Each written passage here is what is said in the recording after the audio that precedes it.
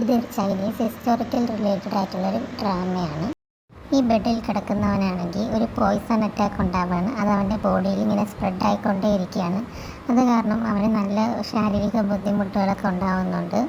അവന് എണീറ്റിരിക്കാൻ പോലും പറ്റാത്തൊരു സാഹചര്യമാണ്.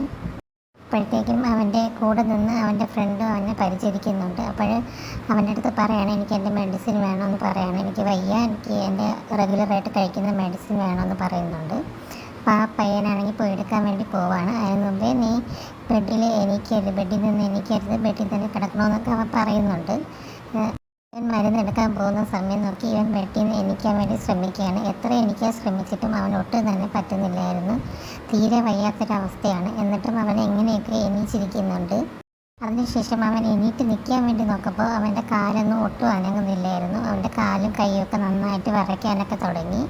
അപ്പോഴത്തേക്കും അവൻ്റെ ഫ്രണ്ട് മെഡിസിനുമായിട്ട് വരുന്നുണ്ടായിരുന്നു. നിൻ്റെ അടുത്ത് ഞാൻ പറഞ്ഞല്ലേ എനിക്കരുതെന്ന് പറഞ്ഞിട്ട് അവനെ വഴക്ക് പറയുന്നുണ്ട്.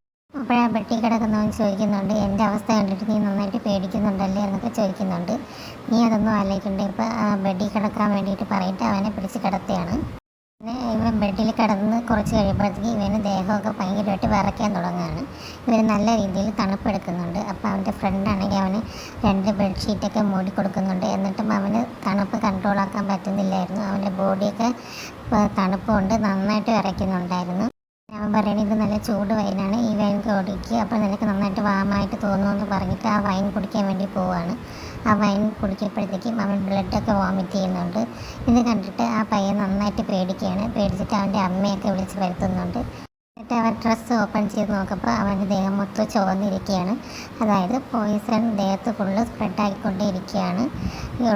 ഒട്ടും ക്രിട്ടിക്കൽ കണ്ടീഷനാണെന്നുള്ളത് അവന് മനസ്സിലാവുന്നുണ്ട്. അങ്ങനെ അവരൊക്കെ പറയാണ്, വേഗം തന്നെ ഒരു ഡോക്ടറെ വിളിച്ചുകൊണ്ട് വരാൻ പറയണം. അങ്ങനെ അവൻ പെട്ടെന്ന് തന്നെ പോയിട്ട് ഒരു ഡോക്ടറെ വിളിച്ചുകൊണ്ട് വരുന്നുണ്ട്. ആ ഡോക്ടർ വന്നതിന് ശേഷം ചൈനീസ് ട്രഡീഷണൽ രീതിയിലൊക്കെ ട്രീറ്റ്മെൻറ്റ് ചെയ്യുന്നുണ്ട്. അവന് സൂചിയൊക്കെ അവൻ്റെ പോയിസൺ സ്പ്രെഡായ ദേഹത്ത് കുത്തി അക്യൂപഞ്ചിങ് രീതിയിലൊക്കെ ട്രീറ്റ്മെൻറ്റ് ചെയ്യുന്നുണ്ട്. എന്നിട്ട് ബാക്കിയുള്ളവരോട് എന്തൊക്കെ തരത്തിലുള്ള ട്രീറ്റ്മെൻറ്റാണ് ചെയ്യേണ്ടതെന്നുള്ള പ്ലാനും കാര്യങ്ങളൊക്കെ ഇവൻ പറയുന്നുണ്ട്. ഇവൻ്റെ ഫ്രണ്ടും അതിനനുസരിച്ച് കാര്യങ്ങളൊക്കെ ചെയ്യുകയാണ്. ഇവന് എത്രയൊക്കെ ട്രീറ്റ്മെൻറ്റ് ചെയ്തിട്ടും അവനൊട്ടും ഇതുവരെ ബോധമൊന്നും വന്നിട്ടില്ല. ഇപ്പോഴും ബോധമില്ലാതെ പനിയും ഇതൊക്കെ ആയിട്ടാണ് അവൻ കിടക്കുന്നത്. അവൻ്റെ ബോഡിയിൽ ഫുള്ള് പോയിസൺ സ്പ്രെഡായി കഴിഞ്ഞിരുന്നു. അതുകൊണ്ട് തന്നെ ഒരുപാട് ട്രീറ്റ്മെൻറ്റും കാര്യങ്ങളൊക്കെ ചെയ്താലേ ഇവനെ ഇനി രക്ഷപ്പെടുത്തിയെടുക്കാൻ പറ്റുള്ളൂ എന്നാണ് ആ ഡോക്ടർ പറയുന്നത്. അതുകൊണ്ട് ട്രഡീഷണലായിട്ട് ഒരു ഹെർബൽ ബാത്തൊക്കെ ചെയ്യണമെന്ന് പറയാണ്. അപ്പോൾ അതിന് വേണ്ടിയിട്ടുള്ള സാധനങ്ങളൊക്കെ അറേഞ്ച് ചെയ്യാൻ വേണ്ടിയിട്ട് അവൻ അവരുടെ അടുത്ത് പറയുന്നുണ്ട്.